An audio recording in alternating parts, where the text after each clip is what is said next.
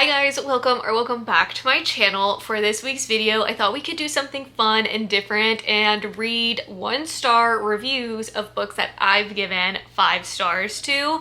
And I want to preference this, already give some disclaimers that this is all in good fun. Not everyone's gonna love the books that you love, and that's what makes, I think, reading really fun. And this whole community is that discourse around books and our opinions on them, and it's all subjective, right? So books that I love, someone else may hate, and vice versa. Books they love, I may hate, and that's totally fine and normal. But I thought it would be fun just to read some 1-star reviews because people on Goodreads love to give bad ratings and they go all out, or they just put funny things in there, and it just is a nice fun moment to chuckle. So all these reviews will be anonymous. I did scour Goodreads to see what 1-star reviews I could find to books I've given 5 stars to, and let's just dive right in. So I tried to pick a few books between romance, fantasy, thriller, so we have a nice diversity of books to be reviewing for 1-star reviews. The first book that we'll be going through the 1-star reviews is for Carly Fortune's One Golden Summer. I adored this book. I loved it. It's my favorite from Carly Fortune so far. It's 5 stars. Personally, I think it's the perfect summer romance book, and I wouldn't change anything about it. There were a lot of lengthy 1-star reviews for this one, I will say. So people had a lot of thoughts and opinions, and I was just shocked that people felt so strongly. I guess I shouldn't be shocked. You know, if you hate a book, you're pretty passionate about it. So anyways, this 1-star review says, "Oh, he doesn't believe in boredom? Well, I sure do. Because of this book, it was so boring. Stakes, drama, and actual plot out the window, non-existent. I also thought this should have been written in past tense because of all the info dumping, but I won't go there, lol. The story was just so bland down to every single character. Their banter was cringe and unnecessary, like y'all are in your 30s talking to each other like that, lol, the immaturity. And how'd she'd fall for a boring-ass dude who thinks he's hot shit? He was so unlikable. Their chemistry was terribly written, kind of instant love vibe going on as well, which I didn't really like. Nothing about this book really stood out to me. Like, there is nothing unique about this story to make me rate it higher. I will give it credit for the stuff that happened at the end, but I would have liked to see more drama throughout. Nothing was going on at all this whole story. I wanted to DNF so badly." And hey, that is valid. I feel like if you maybe didn't read Every Summer After, then you maybe wouldn't understand Charlie, because in Every Summer After, it is very clear that Charlie is a flirt. Like, he will flirt with the wall, basically. So I kind of could see, like, if you didn't read that, then maybe you would think, like, this is kind of insta-lovey. But because I had that context about Charlie, it just made me love him even more in this book. So I get it. And I do agree maybe about the age thing of, like, they're in their 30s. Were they in their 30s? I don't know if they were in their 30s. Anyways, I could see how maybe the dialogue in this was a bit cringy, but hey, who's not cringy nowadays, okay? The next review that we have for One Golden Summer is, "Next summer, when I say I want to read the new Carly Fortune book to give her another chance, just shoot me instead." And I just thought that was so funny because I feel like people are very opinionated about Carly Fortune and her writing. I will say I liked Every Summer After. I did not like Meet Me at the Lake, and then This Summer Will Be Different. It started to turn the tide for me in liking her again. This book, One Golden Summer, just solidified that while I may not love every book, she might have a gem every once in a while, and it's worth continuing to read her books. Also, I am a sucker for her covers, so I'm going to continue to read them regardless, just because it looks beautiful on the shelf. But everyone keep this reviewer in mind the next time Carly announces her new book so that she doesn't read him again. Okay, this is a doozy. This is another lengthy review. So this reviewer says, "It felt like I was reading the plot of a bad Hallmark movie. I'm not expecting Shakespeare when reading a chick lit, but come on. It included every single cliche. Alice, the main character, was cheesy, lacked depth, and I found kind of naive and immature. The only characters with a modicum of depth is Nan and maybe Charlie, although he's your classic playboy that's secretly a softie. Didn't find the romance very compelling and rolled my eyes at most of their scenes because who constantly speaks to another person using their first and last name? Such a pet peeve of mine, I couldn't help but laugh at the absurdity. You're a Pegasus unicorn, Alice Everly. You're anything but boring, Alice Everly. You're full of surprises, Charlie Florrick. Don't give me a hickey, Charlie Florrick. These are not normal conversations. I also felt like the career storyline and ending was not earned and felt very cheesy as well. Listen, I used to roast Hallmark and their cheesiness, and I have grown to appreciate them, especially in these times where you want something light, fluffy, and you want that happily ever after.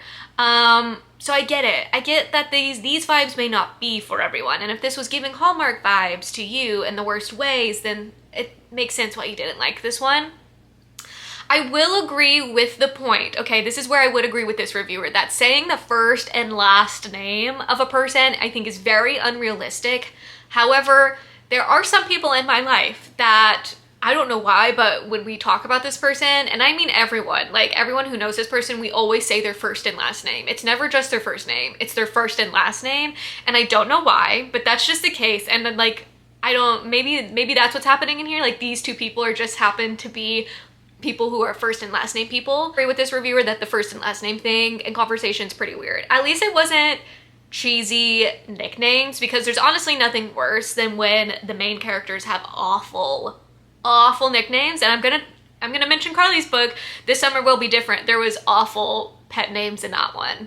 I'm just saying. So I'll take the first and last name over a bad pet name. All right, another lengthy review. I'm telling you guys, people had very strong opinions on One Golden Summer. DNF, just so boring and predictable and basic. How in the hell do so many people love this book? The characters were annoying as hell and had no personality except being snarky to people and calling it a way to show affection. And what's with Charlie flirting with Alice right off the bat on the phone call? Like, dude, you know nothing about the girl, never met her, telling her she needs to be asking how you are. Like, dude, this is a professional phone call, chill out. And then Alice is so impressed by his list of shit he did at the cottage. Like, wasn't the whole point of why that guy John asked Charlie to help? So he did what he was supposed to do. Why are we falling in love with him over this? And then we got Charlie over here telling Alice how funny she'd be when he had like one conversation with her. Like, where has she been funny? She's not. She's insecure and codependent, still giving her big ass siblings hundreds of dollars after they ditch her on her birthday. Like, happy birthday to me? No. And don't even get me started on how many times we had to hear her whole name, Alice Everly, blah, blah.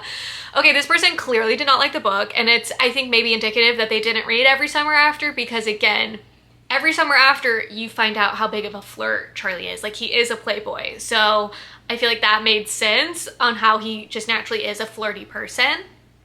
And I feel like you also kind of learn that that's like his device, his wall that he hides behind, being flirty. And again, the name thing, Alice Everly, I totally get it, girl. Like, I understand it's annoying and not realistic, and we get what her name is. All right, and this is gonna be the last review for One Golden Summer. Another doozy of a review, guys. Save yourselves. This book is garbage. Do not waste your precious time. I cannot believe this book got published. The story, the 60% of what I read anyway, was cute, but someone needed to take a machete to this book to cut out all the unnecessary bullshit. Her editor did her dirty. I couldn't believe this wasn't self-published. Issues, repetitive AF. Photography, specific photo references. The author is clearly trying to foreshadow, but it's overkill.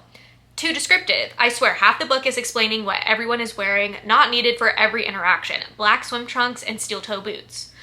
Sounds like a 33-year-old fanfiction to bang out a hot guy she lightly stalked over summer. I'll say, if you're not a photography person, then maybe all the photography references and like the clicking of a mental image or like capturing a moment in her mind might be annoying and cringe and weird. As someone who loves photography, I totally get it. I feel like there's issues or like there's these moments in time where mentally you're like, wow, snapshotting this in my head so I remember it. So like, I get it just because one, I grew up with a mother who loved photography, so I was constantly thinking about photography basically. And then two, I enjoy photography and like I really love it. So that didn't bother me as much, but I could tell like if you thought it was overkill, I understand. It was a lot. So I can respect that. Some of the one-star reviews that I've gathered for One Golden Summer, people had very strong opinions on it, which is going to bring me into our next book, which is Sunrise on the Reaping.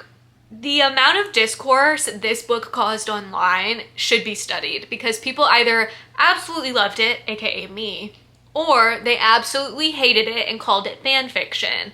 So the reviews for this book, the one-star reviews in particular, were novels. And I mean novels. So I tried to pick some of the shorter ones. They're still a bit long, but just be forewarned that people had such strong opinions on this one. Okay, this reviewer for Sunrise on the Reaping said, so far, this book is so fucking ass. The character of Haymitch is unrecognizable. The themes lamenting about how awful the American government is are punching you in the face throughout the book. Subtly doesn't exist. Oh gosh, I think I butchered that word. And it seems like a purposeful, regurgitated version of the past books to try and be fun and give parallels, but it just seems lazy and overdone. The writing has also fallen off like a 50-foot cliff. Yikes. Also, if I hear one more goddamn fucking comparison to how the districts are animals for the capital's slaughter from Haymitch's repetitive POV, I'm knocking another star. Edit, I'm knocking another star. Update, I finished the book and I'm absolutely floored at the praise this piece of shit is getting. Unbelievable. I'm sorry, but the writing and plot was so unbelievably bad. I was just angry reading it. Hard finish. Again, people were very strongly opinionated. I can maybe see where you're coming from. I personally loved it. I thought it was a great addition to the series, so I don't have much to say on this one. Review says, clearly I'm living in the wrong timeline because what the heck was this? You know, this book isn't going to be for everyone. I feel like also this book was highly anticipated for people, and a lot of people over the years I think have built lore that maybe fully didn't exist. So when we get this book, it might just be not devastating, but just like disappointing because we do all this theorizing and it doesn't live up, or it's not as what we thought it would be, and that's why people I think might be disappointed in it, but I still really appreciated it. I would say I'm not thick in the Hunger Games fandom. Like, I enjoy the books, I've been here since the beginning, but I'm not theorizing, I am not doing those deep dives, I'm not reading fan fiction, so maybe I'm just like on the outskirts of the fandom, and that's why I love this book. But sorry girly, I ate it up and I'm sorry you didn't. Next review says, Susanna needs to put the pen down. I hope I never have to hear the name Lenora Dove again. My God. And I'll agree, Lenora Dove was said a lot in this book. Like, I would love for someone, and I'm sure there's a review out there that counted how many times Lenora Dove was said, but giving it a 1 star for just that? Okay, go off. Okay, here is a lengthy review. This reviewer said, we went from ballad to this, zero world building, the same exact character from book 1 just thrown in by coincidence. Characters fully trust each other, no conflict, no distrust, nothing happens we don't expect. Yeah, it's difficult to create intrigue and suspense when we know exactly what is going to happen, but it's like the author didn't try.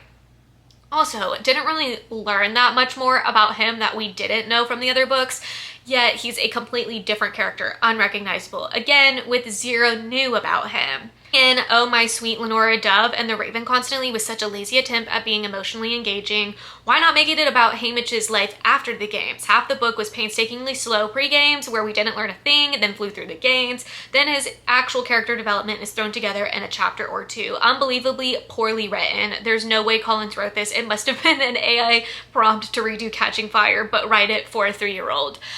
I am just gonna disagree with this reviewer. I feel like if you wanted to see Haymitch truly being depressed, like that's what you want to read, a man who just had his whole family killed and all of his loved ones killed, and you just want to read about that, that seems a little too depressing for me, and I don't want a book about that. And I'm gonna disagree. I feel like people are forgetting that these are, you know, 20 plus years before Katniss's games, so yes, there's going to be different levels of trust compared to what we see in Katniss's version. Also, keep in mind, we're in Katniss's POV and the rest of the trilogy. So yes, the varying levels of trust are going to be different. And I feel like at that time, District 12 seemed pretty much like a community, a family, that they all supported each other. So I don't agree with this review, but I can see where they're coming from. And I just gotta say, I would hate to have a book that's just following Haymitch's life after the games, because that seems really depressing and I don't want that. The next review for this book said, it felt like a Wattpad fever dream. It was the repetitive narration, the writing felt like bad out of character fan fiction, the random cameos, everything felt so juvenile. I wanted to like this, but it was a huge disappointment. Edit took down 1 star because the more I think about it, the more the juvenile writing annoyed me and there weren't many enjoyable moments. Now listen, I'm also going to say, a lot of us read the original Hunger Games when we were kids, and most of us are now young adult, like older adults. We are in our 20s, etc., or maybe even 30s. And yes, these are YA books, so I'm confused why I'm confused why we think this is juvenile, because it's a young adult book. So I thought the writing was on par with the other books. I didn't think the writing was juvenile, and I've seen a lot of discourse that people thought this book was just Wattpad, like fan fiction.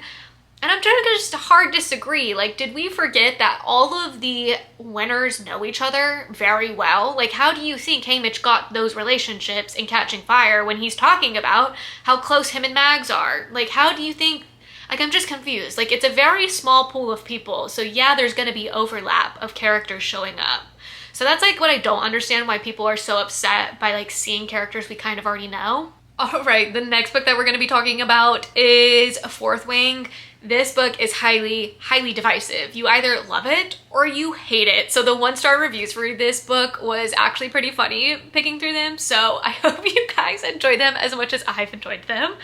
The first review is, there's a valuable lesson to be learned here, and it's that when you see the entire Goodreads community read and 5-star the same book, you run as fast as you can in the other direction. I especially enjoyed the mediocre writing, boring love story, and the this might as well happen plot, where an allegedly frail and weak character is at the same time overpowered as fuck and gets everything handed to her on a silver platter. 0 stars. Yeah, so this person clearly didn't like it, and I get it. It is like a little cliche, like everything's just going perfectly and this character who is so frail is now the strongest. Okay, but like I'm here for it. I had so much fun reading this book. This next person says Xaden wears skinny jeans. And I hate this thought because what do you mean? I have never once pictured Xaden wearing skinny jeans, and I'm afraid you might be right, unfortunately, but I'm just gonna refuse to accept this. But I think this is a hilarious 1-star review. Next one says, who had a gun to the head of everyone who rated this 5 stars? Hey, there wasn't, okay? I willingly enjoyed this. I will say though, I was in a reading slump, and when I read this, it helped me get out of a reading slump. So maybe it was just the timing of when I read this that I was just so desperate for a book to consume me that's why I gave it a 5 stars. I don't know, but I can safely say I gave it a 5 stars willingly. And the next book that we're gonna review that I gave 5 stars to and that I still love to this day is Just for This Summer. So the first reviewer says everybody needed therapy. And I don't disagree.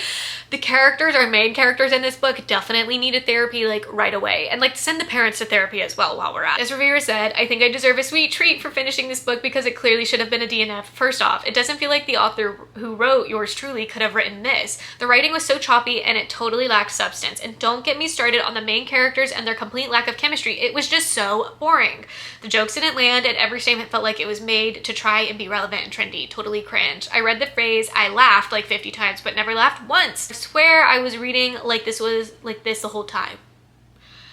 Also, if I read or hear anything about someone feeling small or getting small or being small ever again, I'm going to combust. I can relate to the reviewer on the last part of their thing of like feeling small or being small.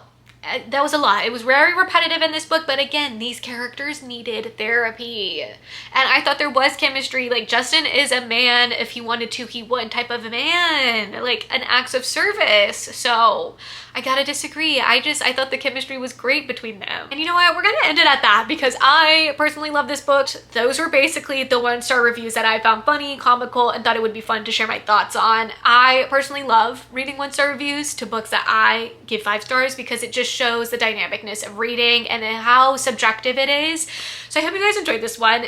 If you've loved these books, let me know your thoughts on the comments below. And if you hated the books that I gave 5 stars to, aka the books showcased in this video, let me know your thoughts also down below because I would love to just see thoughts that everyone has. So that's going to be it for today's video. I hope you guys enjoyed it. As always, make sure to like, comment, and subscribe so you don't miss out on when I post next, and I'll catch you in my next video.